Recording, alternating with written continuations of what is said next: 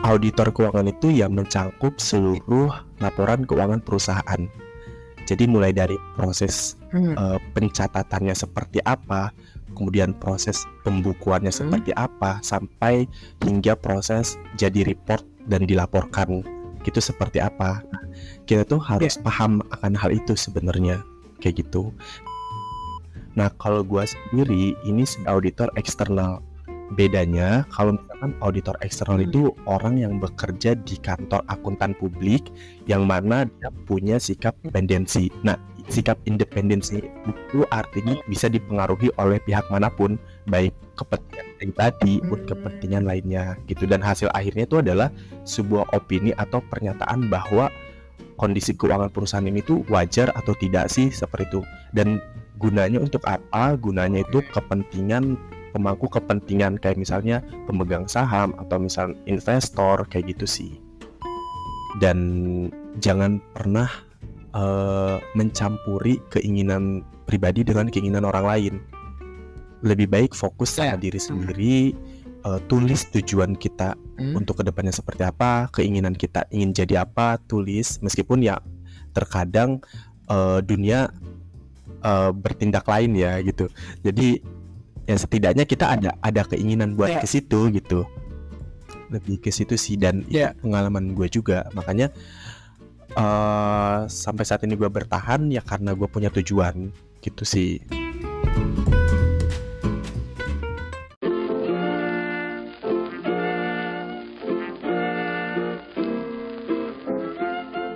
Di antara banyak peran yang orang miliki, kamu perlu tahu salah satunya.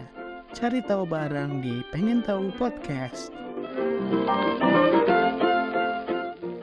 Halo, hai, Reha lagi nih, host yang kamu kenal. Kembali mengajak kamu mencari tahu. Ya, halo teman-teman. Kali ini gue sedang bersama seorang teman yang mungkin kita saat ini baru kenalan, tapi kita dari daerah yang sama. Kemudian juga ya ada beberapa mutual friend juga, dan dia sama-sama sama gue kayak sekarang sedang berkiprah di Jakarta. Boleh perkenalkan dirinya dan sekarang lagi jadi apa? Hai Rai, salam kenal dan semuanya selamat malam. Perkenalkan nama gua Ahmad, akrab disapa Mod, dan gua asli Kuningan, Jawa Barat. Saat ini gua berprofesi sebagai auditor keuangan di salah satu kantor akuntan publik di kota Jakarta.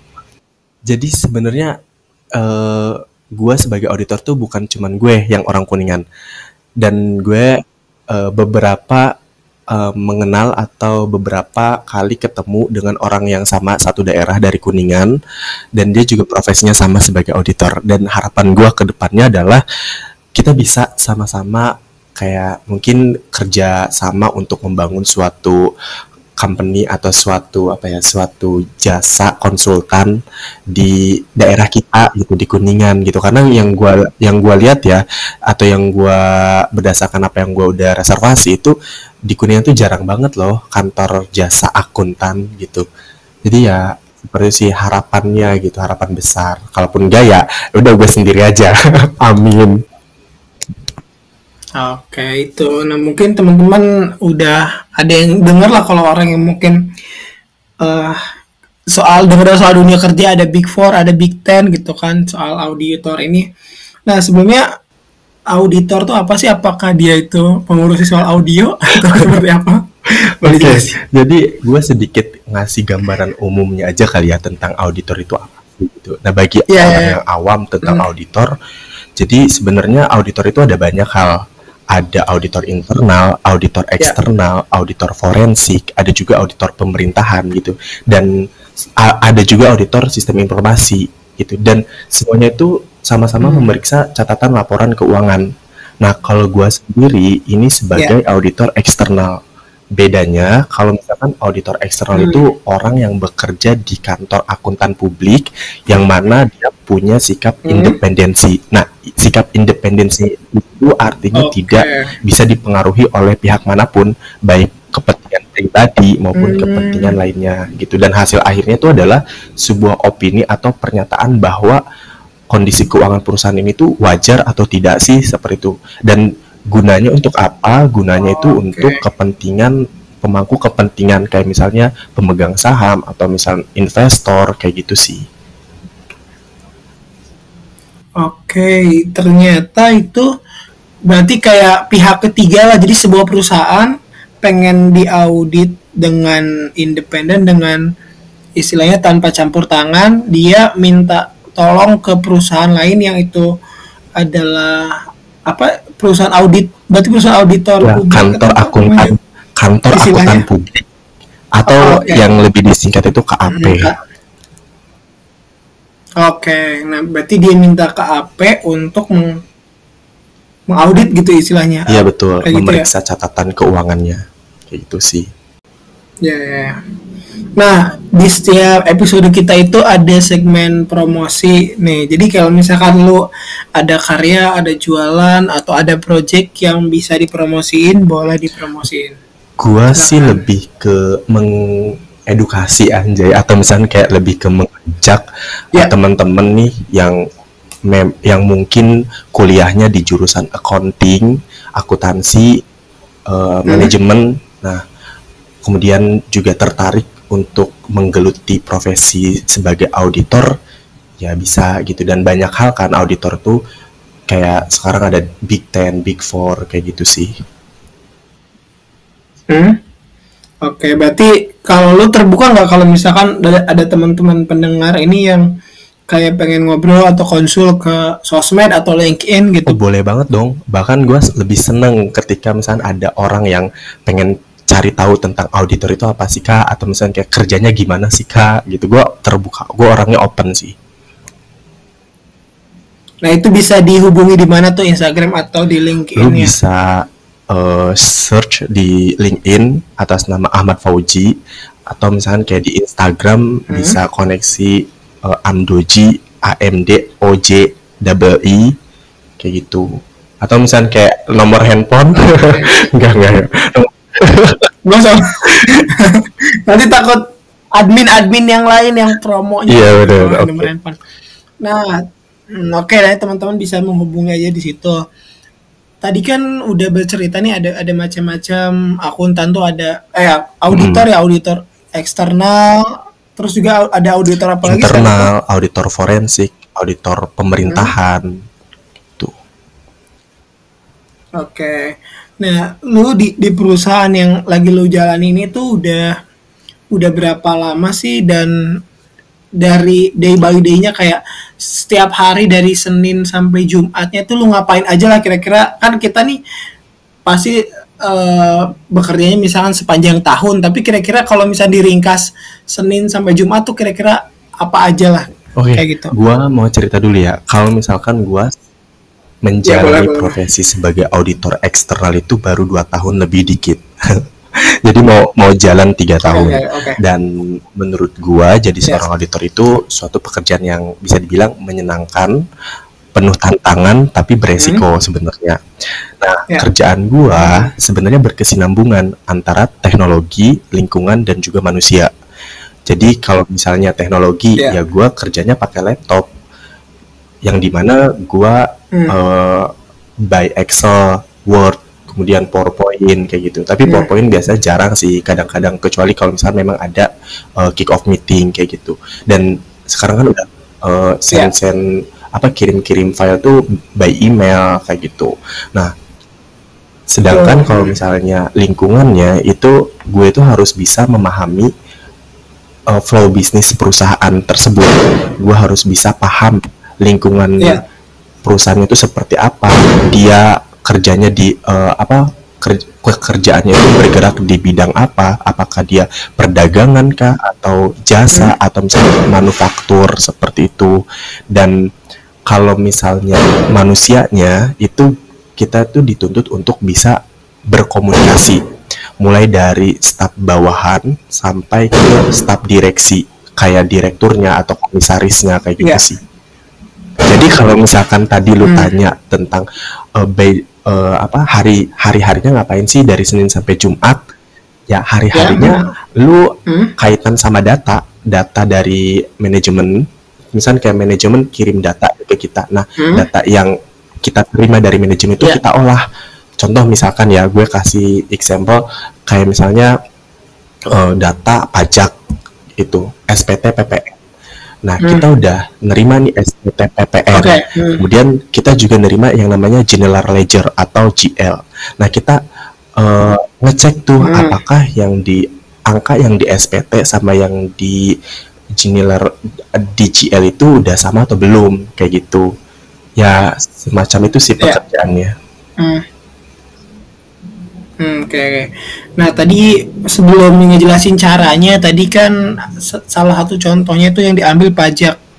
Memangnya selain pajak tuh apalagi yang biasanya diaudit oleh seorang auditor? Sebenarnya auditor keuangan itu yang mencangkup seluruh laporan keuangan perusahaan. Jadi mulai dari proses pencatatannya seperti apa, kemudian proses pembukuannya seperti apa, sampai hingga proses jadi report dan dilaporkan gitu seperti apa. Nah, kita tuh harus paham akan hal itu sebenarnya, kayak gitu. Jadi misalnya kalau misalkan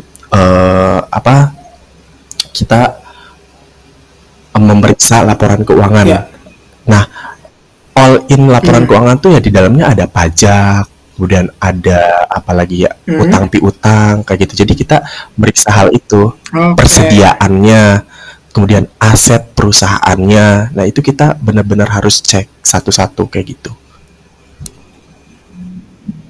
Oke, intinya kalau kita secara akuntansi sederhana sih kira-kira yang masuk berapa, yang keluar berapa, tapi kira-kira urusannya untuk bayar piutang, utang piutang ataupun pajak dan lain-lain tuh ada tersendiri gitu. Betul. Jadi kita harus tahu sih sebenarnya. Kayak misalnya gini, melakukan pencatatan pada saat pembelian.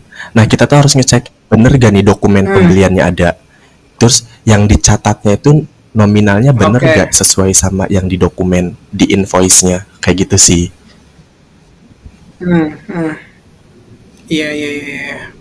Ya mungkin bagi anak yang udah berkaitan atau udah bersinggungan dengan akuntansi udah tahu lah kira-kira apa aja kira-kira mungkin transaksi ataupun pengeluaran atau pemasukan gitu, itu kan juga bervariasi lah. Yang penting secara auditor nih mencatat seluruh kegiatan keuangannya gitu ya. Gitu.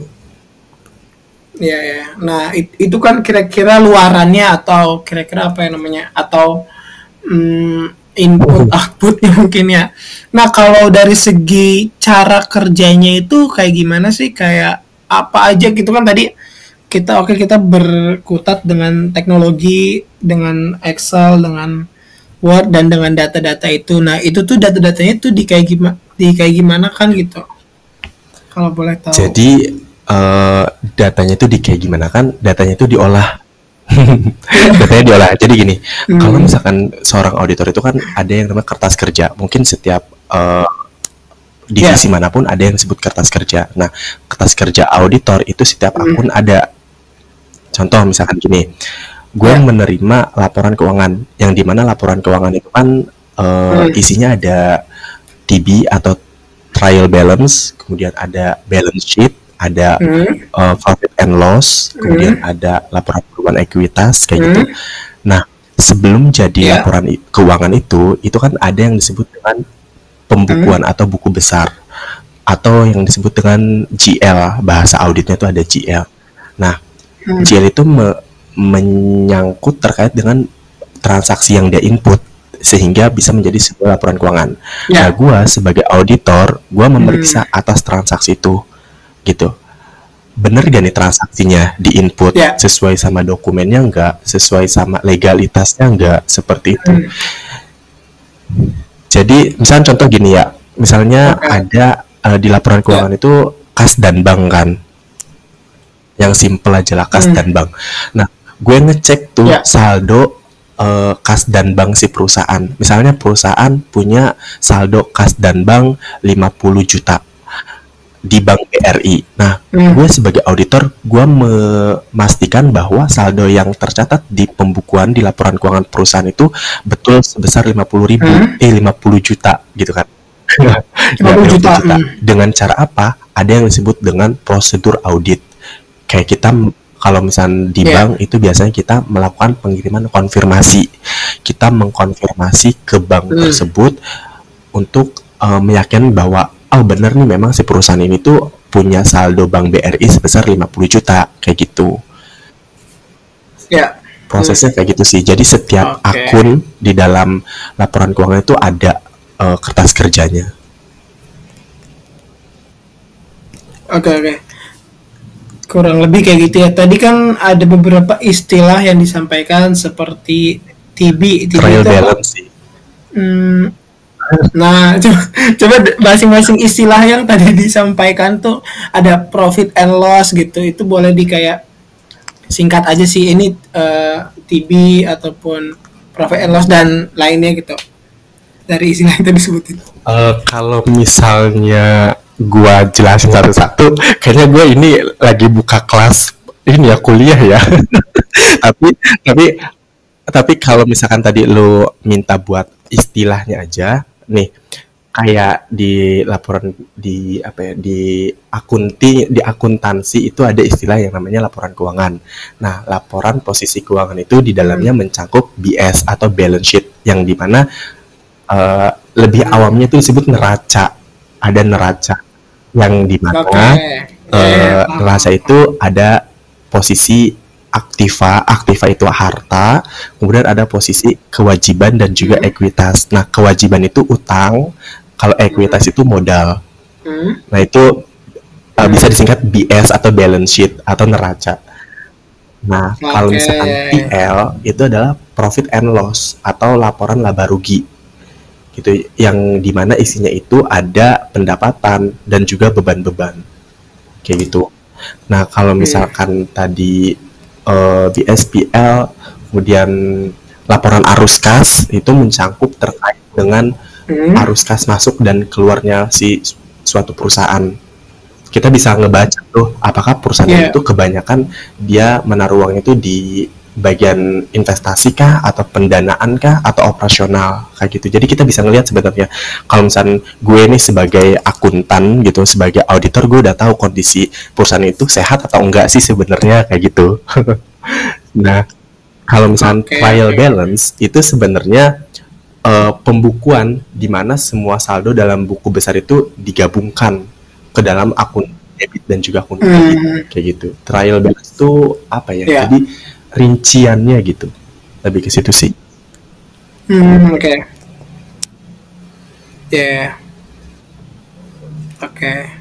Mungkin sebenarnya dosen itu udah ngejelasin, tapi karena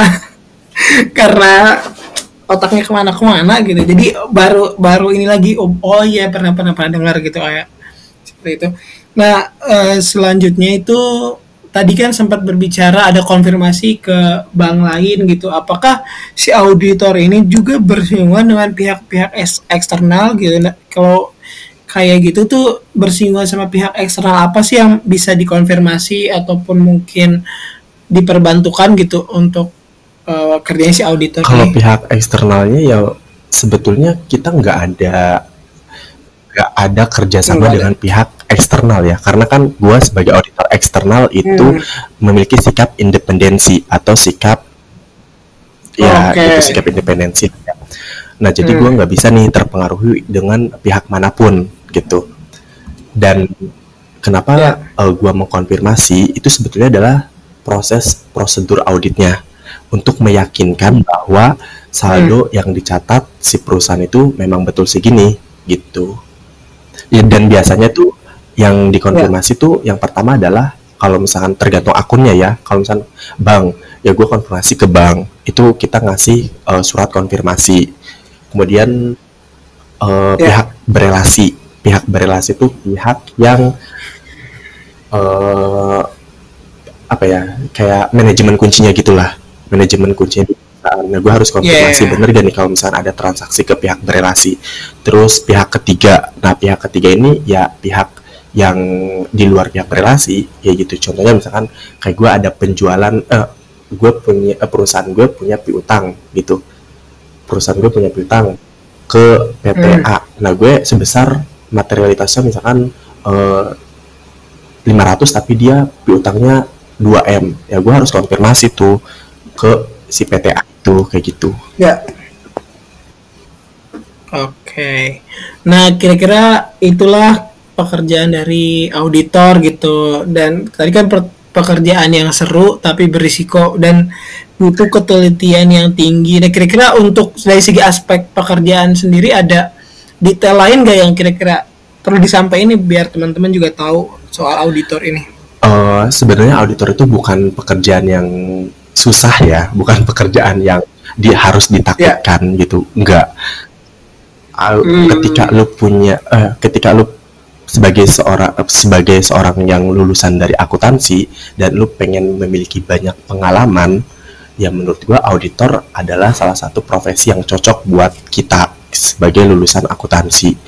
Karena dari yang gua pelajarin dari 2 tahun ini, gua memiliki banyak pengalaman yang dimana pengalaman itu bisa gue ceritakan ke orang-orang tuh belum tentu bisa ngalamin kayak gue gitu.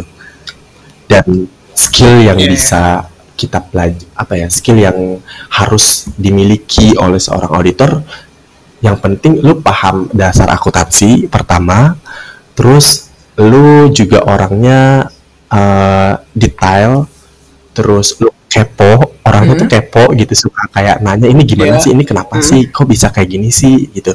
Terus juga lu harus punya skill komunikasi, bukan skill sih, lebih ke lu harus bisa berkomunikasi dengan banyak orang sih, karena kan auditor itu sebenarnya kaitannya dengan banyak orang kan, kayak gitu. Oke, nah, berarti intinya seperti itu, tapi ya kembali lagi terhadap preferensi masing-masing dan ada minat dan kegigihan juga gitu. Nah, tadi kan udah cerita soal gimananya dan apanya. Sekarang cerita soal kenapanya nih. Jadi apa sih alasan bisa sampai akhirnya hari ini tuh kerja sebagai auditor gitu? Kira-kira apa dorongan atau latar belakang yang sekiranya memotivasi untuk kayaknya gue cocok ya auditor gitu. Sebenarnya lu kalau mau tahu cerita gue, sepertinya nih gue ini terjebak.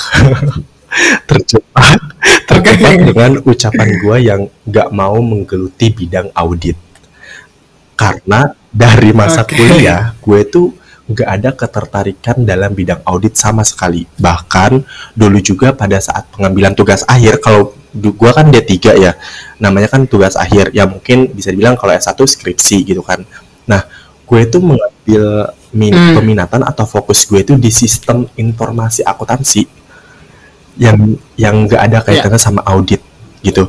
Karena di otak gue waktu itu tuh auditor tuh kayak susah gitu, audit tuh kayak susah, ribet, terus harus semuanya bisa gitu, harus bisa menguasai semua hal, entah itu finance-nya, accounting-nya, tax-nya, sistemnya, lu tuh harus benar-benar bisa menguasai. Dan memang tidak ada keinginan juga waktu itu untuk berkarir di bidang audit gitu.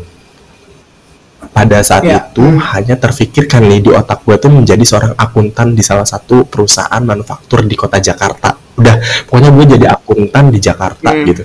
Dan bahkan gue aja nggak banyak tahu tentang kantor akuntan publik yang ada di Indonesia, kecuali Big Four ya, kayak misalnya Deloitte, PwC, EY, KPMG. Nah, tapi mungkin Tuhan itu tahu ya kalau misalnya gue itu orangnya seneng ngobrol dengan banyak orang, seneng cari tahu gitu, makanya pekerjaan yang cocok ya salah satunya di audit gitu. Auditor itu sebenarnya ini tahu apa? Salah satunya kan dituntut untuk kepo kan. Nah, gue awal mula bisa kerja di kantor akuntan publik waktu itu sebenarnya iseng-iseng doang, kayak daftar sebelah sini gitu, yang namanya fresh graduate kan, meskipun sebenarnya gue udah kerja waktu itu, sebelum lulus tuh gue udah kerja di perusahaan diamond waktu itu. Nah, tapi gue mencoba untuk cari-cari lagi yang sekiranya lebih lebih cocok buat gue gitu. Nah, terus gue tuh terus gue buka LinkedIn, lu tahu LinkedIn kan? Nah, di situ ada informasi loker di salah satu KAP kantor akuntan publik, dan nggak lama setelah gue daftar dipanggil kemudian diterima waktu itu, nggak hampir 2 minggu lah. Nah, biasanya kan kalau misalnya perusahaan yang bukan kantor konsultan, biasanya kalau lo ngelamar untuk posisi profesional itu ya paling lama 3 bulan probation, terus langsung diangkat gitu kalau misalkan emang bagus.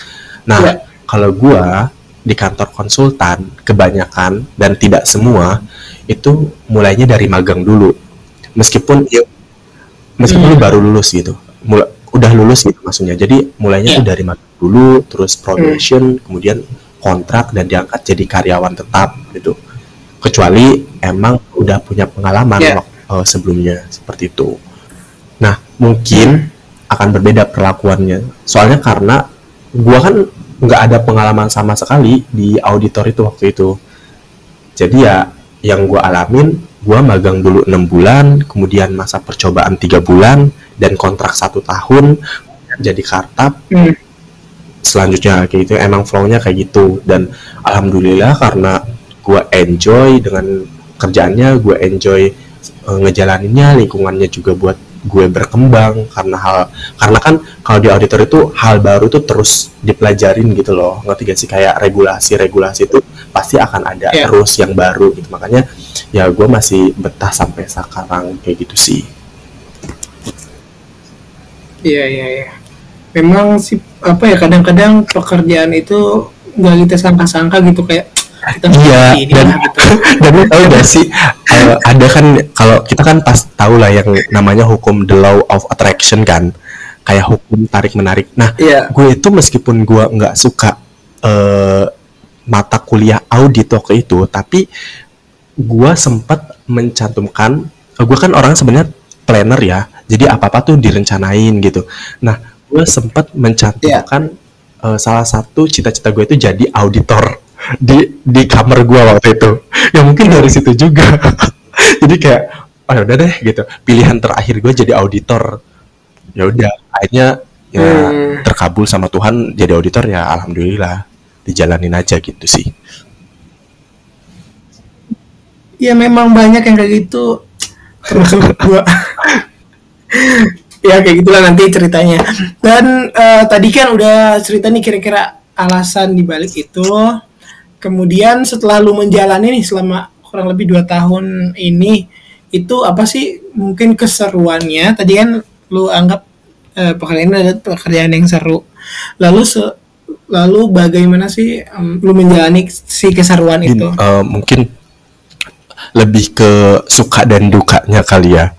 Karena sebetulnya profesi manapun pasti ada suka dan dukanya. Nah, gue cerita sukanya dulu ya. Sukanya itu kalau misalkan jadi auditor itu banyak sih. Kayak misalnya lu ada kesempatan buat ngobrol langsung sama atasan, sama direkturnya langsung, sama CEO-nya langsung, sama komisarisnya langsung, dan bahkan lu bisa tahu tuh bisnisnya perusahaan itu seperti apa kayak gitu. Terus banyak juga kayak misalnya pengalaman-pengalaman yang mungkin nggak bakalan bisa lu lupain seumur hidup lu.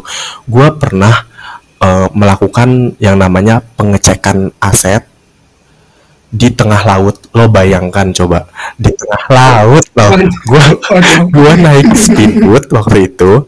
Kebetulan gue mengaudit salah satu perusahaan terbesar di salah satu kota, dan itu anak perusahaan banyak banget. Dan alhamdulillahnya gue ada kesempatan buat melakukan cek fisik aset, dan itu asetnya di tengah laut, bener-bener di tengah laut, dan lu naik speedboat.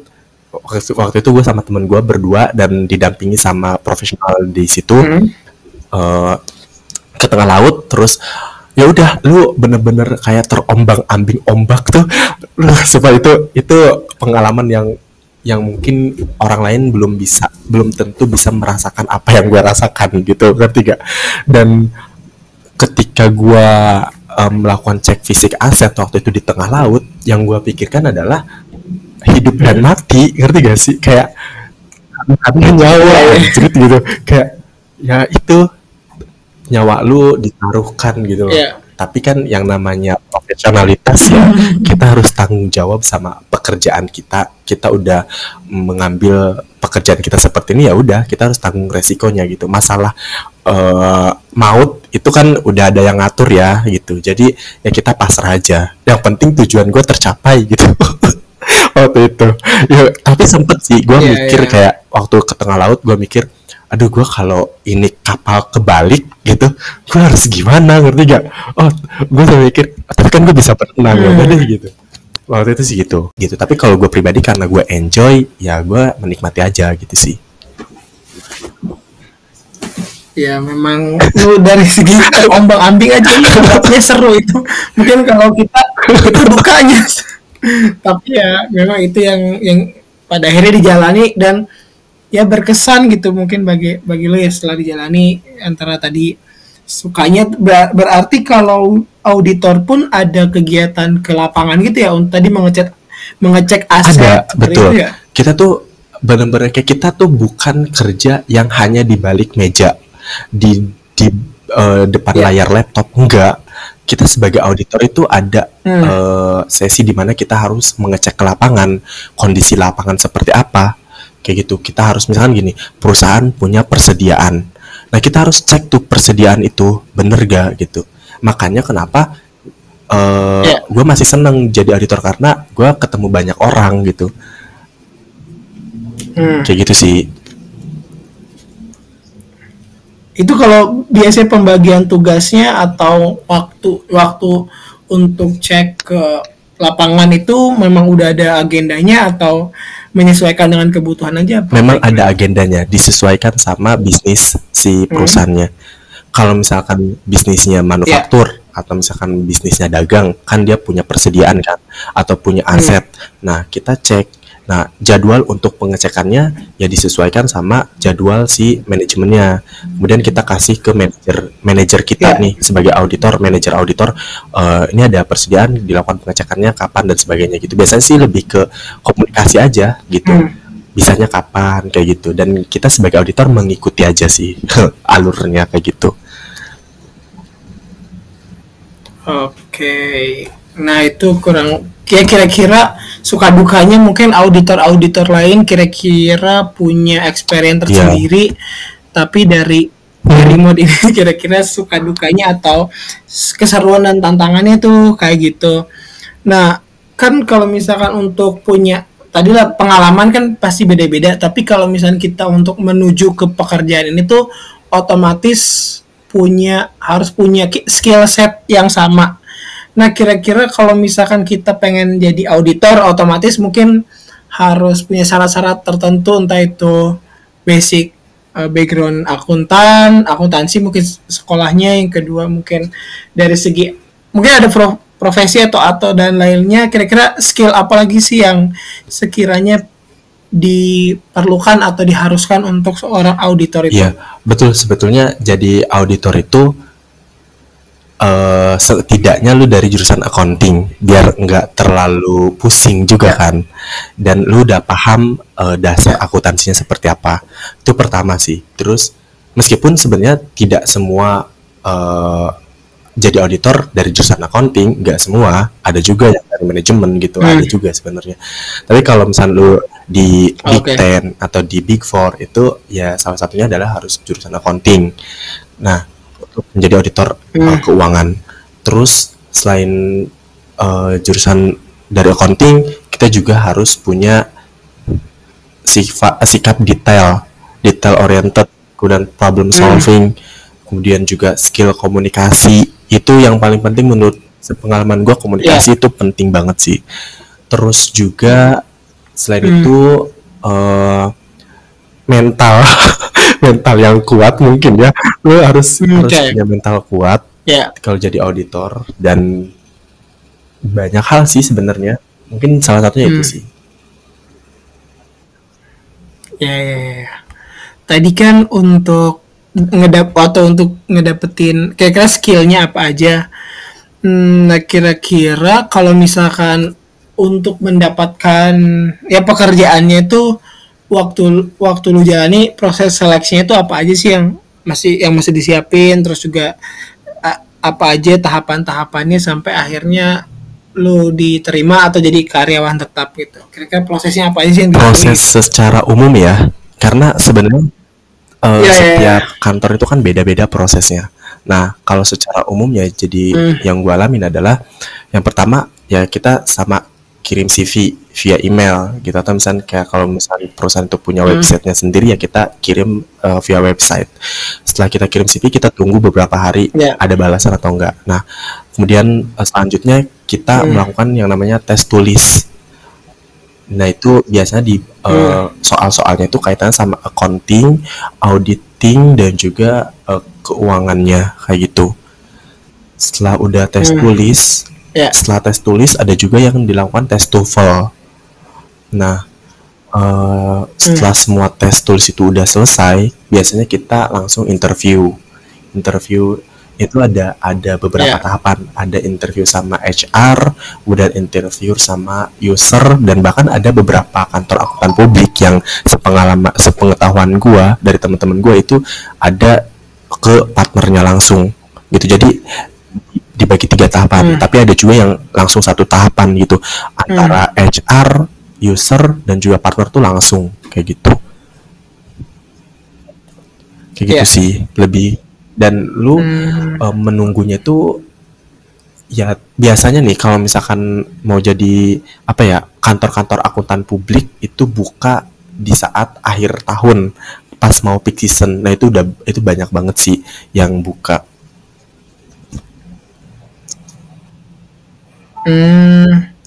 Akhir tahun ya, itu karena tutup buku closingan kalau di akhir tahun itu. Itu sehektik atau semenegangkan apa sih itu? Nih itu bener-bener kayak kalau di auditor itu ada yang disebut dengan peak season atau masa sibuk. Biasanya ya mulai Maret, April, Mei, Juni, Juli lah gitu. Karena kan perusahaan mau lapor pajak atau misalnya kayak apa kalau dia TBK kan ada regulasi buat ke OJK dan sebagainya gitu. Bener-bener di masa itu tuh ya lu kalau gila ya udah gila sekalian gitu di bulan-bulan itu. Iya. Gitu sih. Iya. Oke. Berarti ya kurang lebih itu bisa diakses lah, kira-kira kitanya juga mungkin cari-cari informasinya, toh ketika ada dan cocok bisa dilakukan gitu.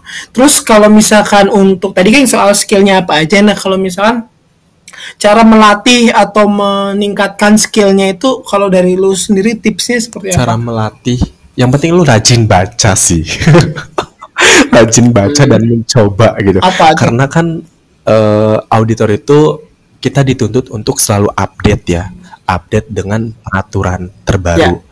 Dan Menteri Keuangan atau misalnya ya Menteri Keuangan itu selalu mengeluarkan regulasi yang baru-baru terus setiap tahunnya gitu.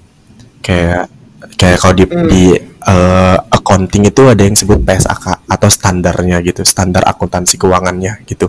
Nah itu selalu update, lu harus harus bisa paham kayak gitu. Ya yang penting rajin baca, kemudian juga rajin cari tahu kayak gitu. Meskipun kalau gue pribadi memang orangnya males sih, mager ya sebenarnya. Lebih ke ada lu kasih tahu gue aja gitu, nggak harus gue baca gitu. Tapi ya memang sih literasi itu penting banget sih. Tapi lu tuh orang yang mager-mager, tapi lu udah belum pas dikumpulin nilainya. Iya sih kayaknya. Gue memang kayak gitu sih, bercanda. Ya tak gercep gitu, tapi mager, tapi ketika lu geraknya cepet gitu ya kan. Iya sih, kayak gitu. Ya.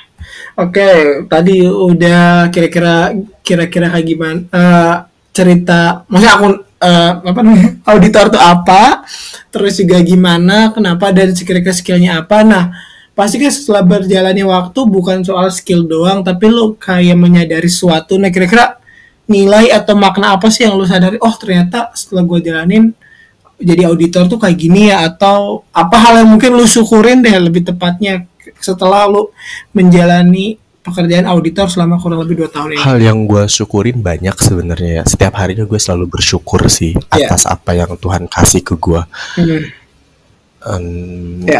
Kalau lo bilang jadi auditor, ya salah satunya adalah ilmu gue nggak pernah putus gitu. Ilmu gue selalu ada aja hal-hal baru yang bisa gue pelajarin. Itu yang gue selalu bersyukur dan bisa di-sharing ke banyak orang kayak gitu. Dan yang gue dapet juga adalah yang gue sadari bahwa jadi auditor itu bukan sesuatu profesi yang menakutkan sebenarnya. Kayak gitu sih, lebih ke ya memang flow-nya kayak gini gitu. Mungkin awal-awal mungkin kita akan ngerasa takut, tapi kalau udah dijalanin ya pasti ngerasa kayak oh be aja lah gitu. Cuman ya memang setiap pekerjaan gue balik lagi selalu ada resikonya kayak gitu sih. Dan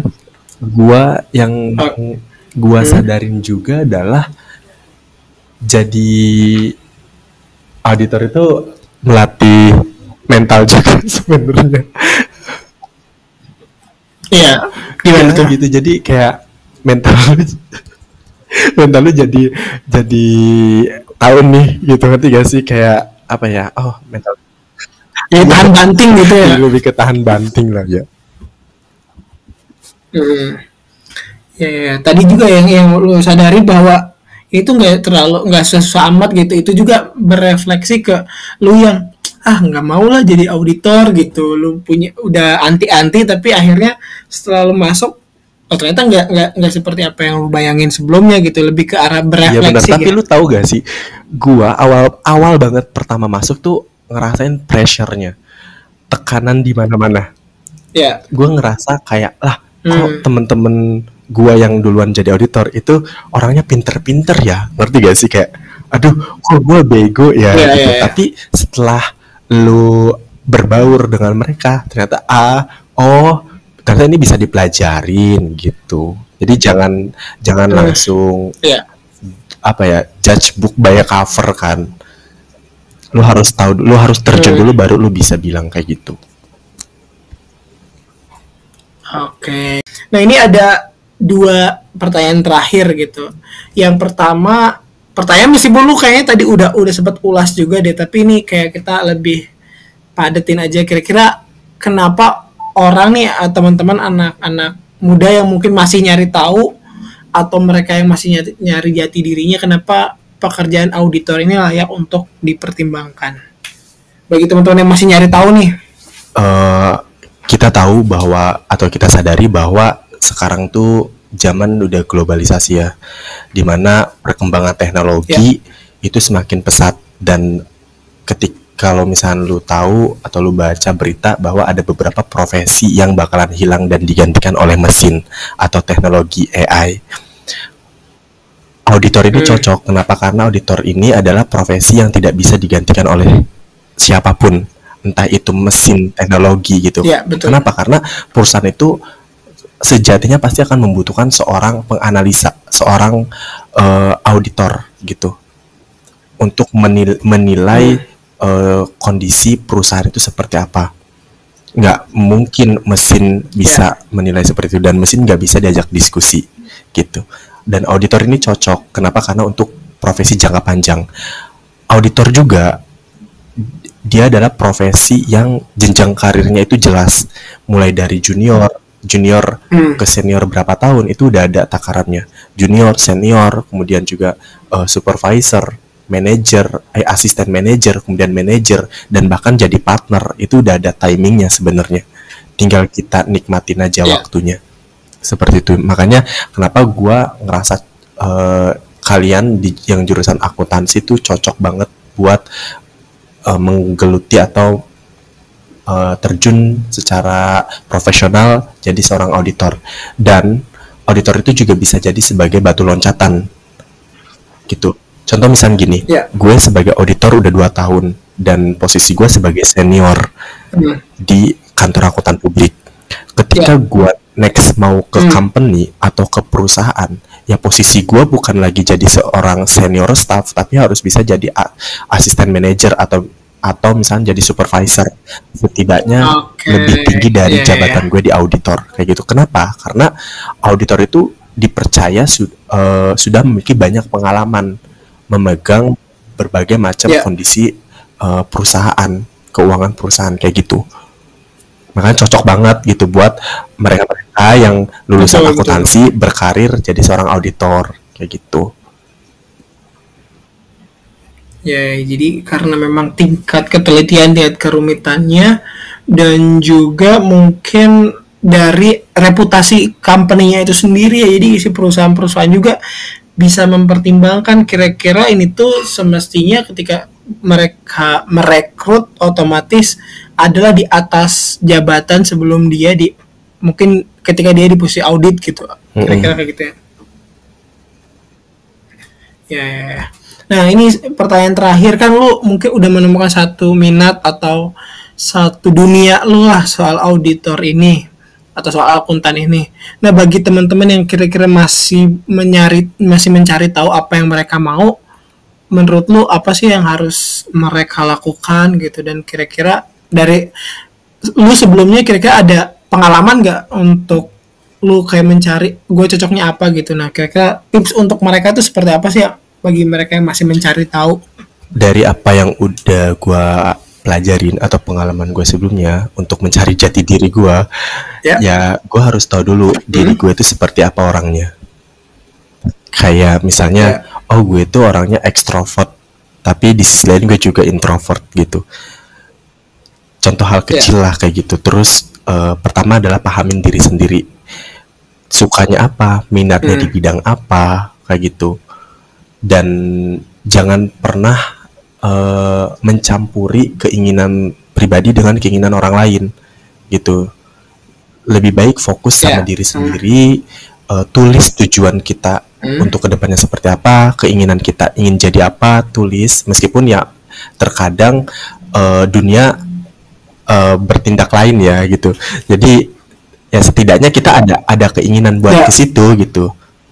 Lebih ke situ sih, dan itu pengalaman gue juga. Makanya sampai saat ini gue bertahan ya karena gue punya tujuan gitu sih.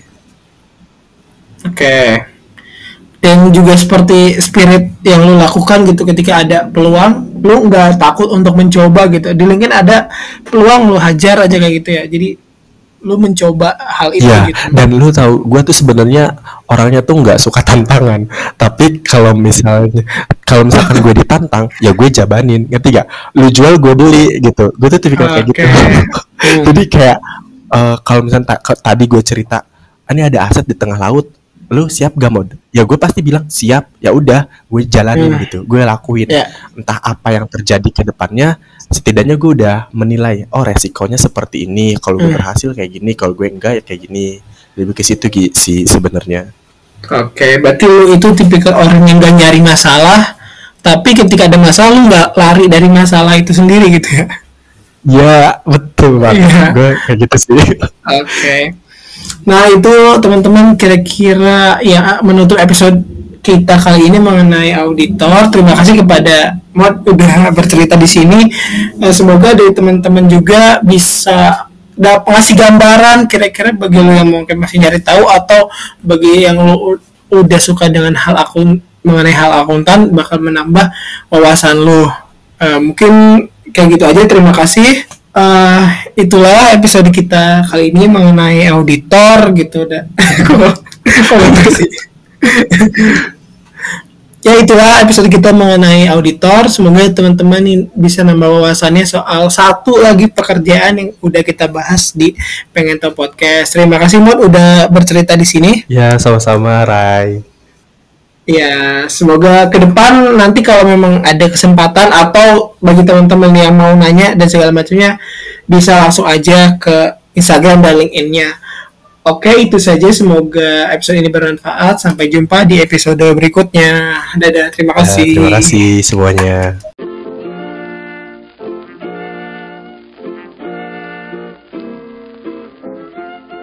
Makasih juga buat teman-teman para pencari tahu. Di episode berikutnya kita mau cari tahu soal apa lagi nih, bisa request ke Instagram @pengentahu_podcast. Sampai jumpa di podcast berikutnya dengan narasumber dan cerita lainnya. Pengen tahu podcast, jadi makin tahu.